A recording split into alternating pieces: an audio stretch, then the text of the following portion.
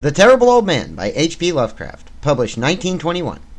It's the story of how some travelers attempt to rob the wrong man. It was the plan of Angelo Ricci, Joe Sinek, and Manuel Silva to call on the Terrible Old Man.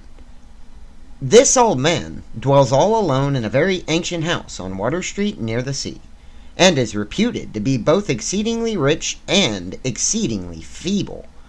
Both form a situation very attractive to men in the profession of Messieurs.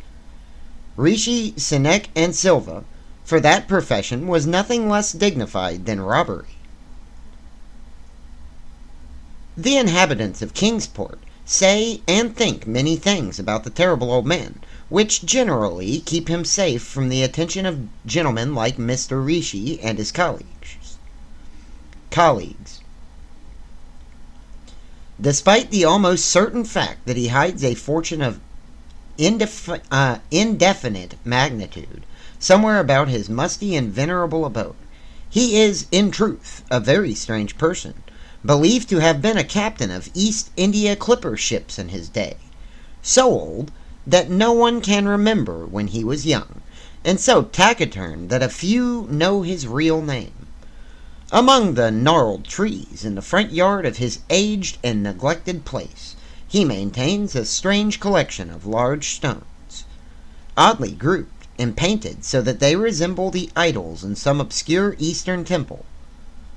This collection frightens away most of the small boys who love to taunt the Terrible Old Man about his long white hair and beard, or to break the small paned glass windows of his dwellings with wicked missiles. But there are other things which frighten the older and more curious folk, who sometimes steal up to the house to peer in through the dusty panes. The folks say that on a table in a bare room on the ground floor are many peculiar bottles, in each a single piece of lead suspended pendulum-wise from a string. And they say that the Terrible Old Man talks to these bottles, addressing them by names such as Jack, Scarface, Long Tom, Spanish Joe, Peters, and Mate Ellis. And that whenever he speaks to a bottle, the little lead pendulum within makes certain definite vibrations, as if to answer. Those who have watched the tall, lean, terrible old man in those peculiar conversations do not watch him again. But Angelo, Joe, and Manuel were not of Kingsport blood. They were that of a new heterogeneous alien stock which lies outside the charmed circle of New England life and traditions. And they saw in the Terrible Old Man merely a tottering, almost hopeless gray beard, who could not walk without the aid of his knotted cane, and whose thin, weak hand shook pitifully. They were really quite sorry in their way for the lonely, unpopular old fellow, whom everybody shunned, and at whom all the dogs barked singularly. But business is business. There is a lure and a challenge about a very old and very feeble man, who has no account at the bank, and who pays for his few necessities at the village store with Spanish gold and silver minted 2 centuries ago.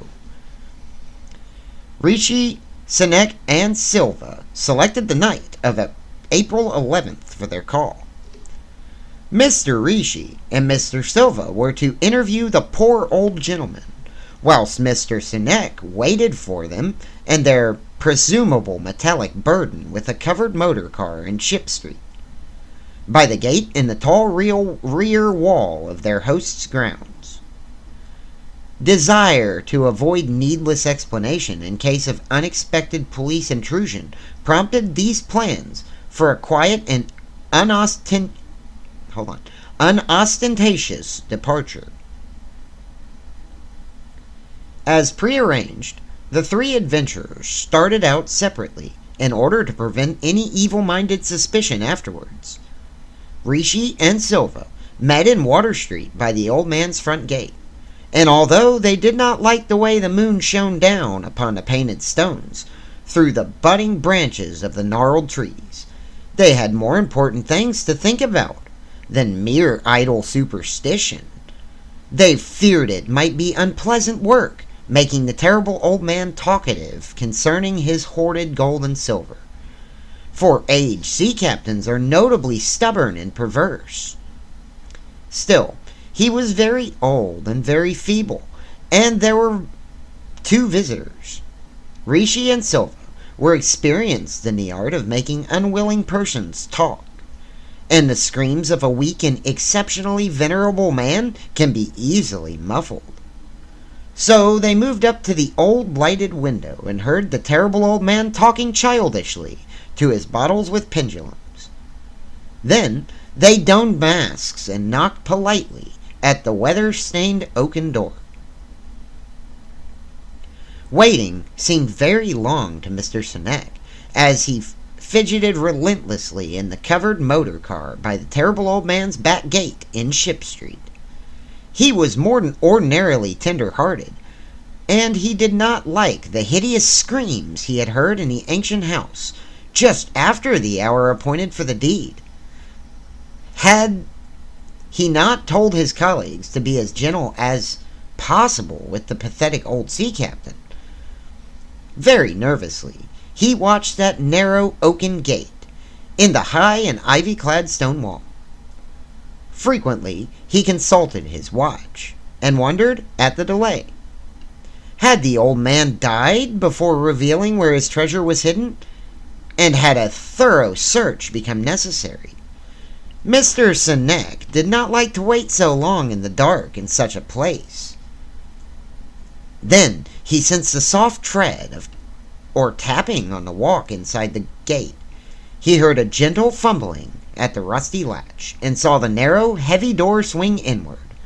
And in the pallid glow of the single dim street lamp, he strained his eyes to see what his colleagues had brought out of the sinister house which loomed so close behind. But when he looked, he did not see what he had expected, for his colleagues were not there at all, but only the terrible old man, leaning quietly on his knotted cane and smiling hideously. Mr. Seneck had never before noticed the color of that man's eyes. Now he saw that they were yellow. Little things make considerable excitement in little towns, which is the reason that Kingsport people talked all that spring and summer about the 3 unidentified bodies, horribly slashed as with many cutlasses, and horribly mangled as by the tread of many cruel boot heels, which the tide washed in. And some people even spoke of these things as trivial as the deserted motor car found in Ship Street, or certain especially inhuman cries, probably of a stray animal or migratory bird, heard in the night by wakeful citizens. But in this idle village gossip, the terrible old man took no interest at all. He was by nature reserved, and when one is aged and feeble, one's reserve is doubtlessly strong. Besides, so ancient a sea captain must have witnessed scores of things much more stirring in the far-off days of his unremembered youth. Alright, thank you so much for watching this, and yeah, he murdered the kids for robbing him. Don't rob old people. Or something like that. Have a nice day, bye.